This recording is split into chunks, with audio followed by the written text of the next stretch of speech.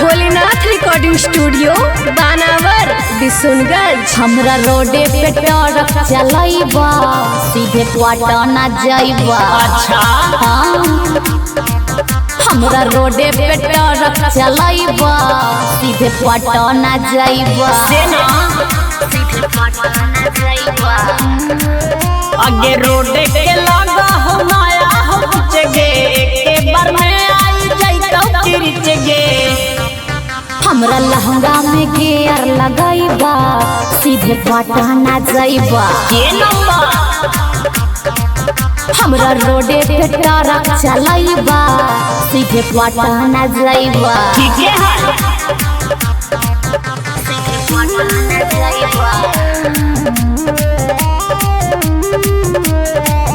हमरा रोडे पे ट्रक चलाइबा सीधे पटना जाइबा। हेरे बनल है रोडवा हमर हाई फाई देखो जगहिया पे मिलतौ न खाई। सेना आगे सुन गे आगे हमर तरकवा हो भरा लोडगे गेला के बाद हम फकर थुन ना गोडगे।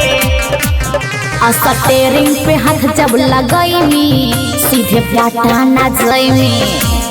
हेरे हमरा लहंगा में गेयर लगैनी सीधे पटना जाइमी। सीधे पटना जाइबा।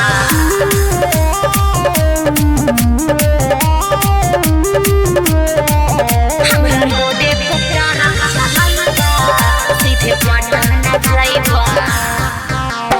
तोरा ऐसन केतना हो गेलै पार रे रोडवा पता नहीं कोना आइलै दरार रे। सेना आगे देख गे आगे रितेश ड्राइवर है गौरा का तारगे राइटर रोहित दे देवदारद कारगे।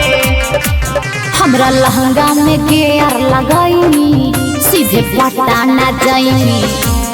हेरे सहलेंसर से धुआं फेंकैनी सीधे पटना जाइनी। सीधे पटना जाइनी।